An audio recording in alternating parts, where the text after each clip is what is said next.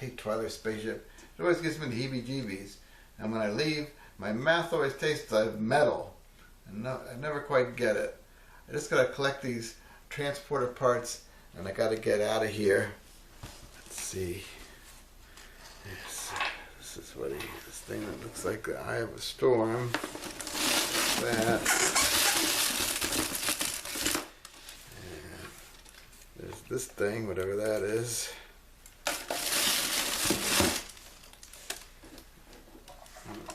This prop, I think I might have used that before, but for a Twyler spaceship, and whatever that is, and this thing, and these things that look like goggles. I don't know, he wouldn't be able to put this on his head, it's too big. I don't get it. Alright. Let me go bring these back to him. Hey Twyler, I got all the stuff you requested off your spaceship so we can make that teleporter so I can go to the pyramids on Mars.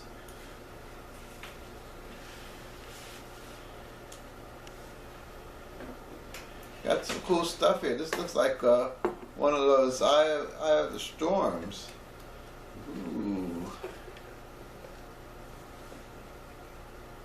Neat. Okay, this is very delicate equipment. I want you to carefully put on those goggles and move your finger on the magic globe there and shake that cylinder. Okay. And that'll help me put together the transporter.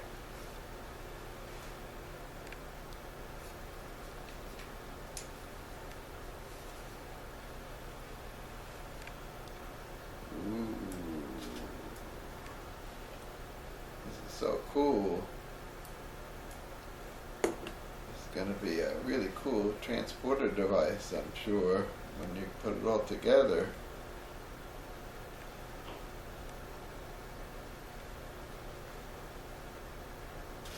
Hey Twyler. 8 hours later. How long do I have to keep doing this?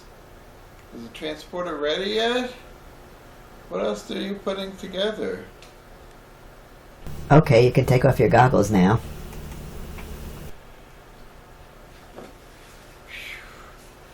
So is this going to make the teleporter work? No, I just needed to distract you while I set up the equipment. Oh no, what did you do? Hey, what happened to my soda mixing machine? And my open air microwave oven? I moved them to Emergency Break Room C. Emergency Break Room C is only for emergencies. Huh? Why do you need to take a break in an emergency? Well, sometimes when the emergency is really stressful, you need to take a few minutes and have a break. But normally you wouldn't have time to take a break in an emergency. Wait a minute. Are you civil service? Yeah, I'm civil service, and I'm also in a union. What's it to you?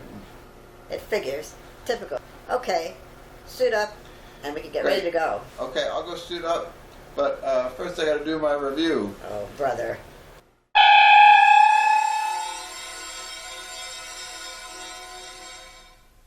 Hey, what's up, Earth? It's Spaceman Matt, here to talk about the first 2 episodes of Star Trek Discovery, Season 3. They are Episode 1, That Hope Is You, Part 1, and Episode 2, Far From Home.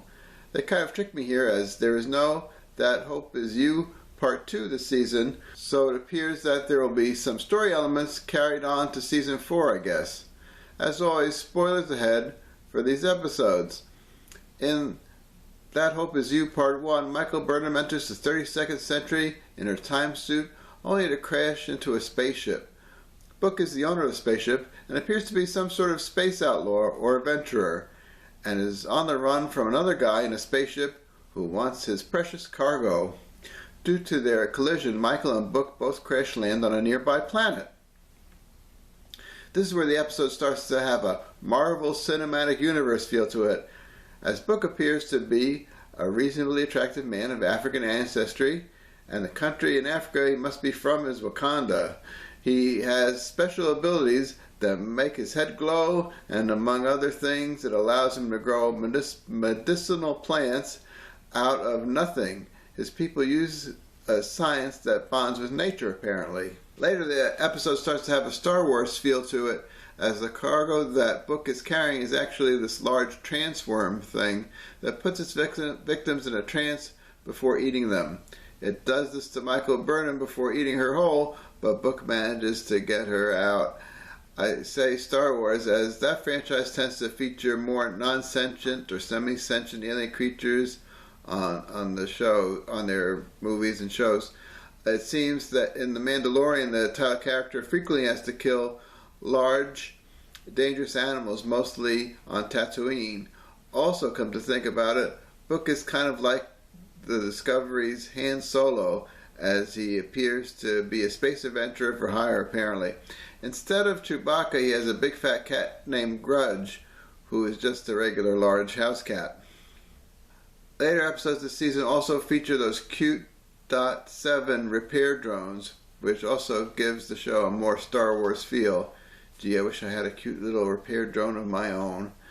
Getting back to the story, Michael convinces Book somehow to help her locate the Discovery. She wants to enlist the aid of the Federation, but she finds that the Federation has been put out of commission due to an event called the Burn, which rendered all dilithium in the galaxy useless. So that made all warp-capable starships useless, and in many cases they blew up. They learn all this from a Starfleet envoy who waits around for Federation ships and officers to come by to find out how they're going to establish the Federation as a galactic power. Anyway, if this episode had a Star Wars feel to it, then Far From Home, episode 2, definitely had a Firefly feel to it. Firefly was a short-lived science fiction series and one-off feature film from Joss Whedon. As much as I loved Buffy the Vampire Slayer, I never really cared too much for Firefly, and I really didn't get the whole Western thing. Discovery arrives in the future a year later than Michael Burnham, and they have totally lost track of her. They also crash land on a planet with no name and have to repair their communication equipment so they can locate Michael. The planet they are on is pretty desolate, but it has a mining colony on it, and so Saru, Ensign Tilly, and later Empress Georgiou go to the most logical place to get a transmitter fixed, a saloon. There they meet a bad guy by the name of Zara, who has a ray gun that can torture people to death. He manages to use it on Empress Georgiou, who does not succumb to it, and demonstrates what they hired Michelle Yeoh for, which was kung fu fighting, obviously. So she and Saru kick everyone's butt, a la Crouching Tiger, Hidden Dragon. Although Michelle Yeoh is so old these days, it's more like Crouching Popo, Hidden Lauren.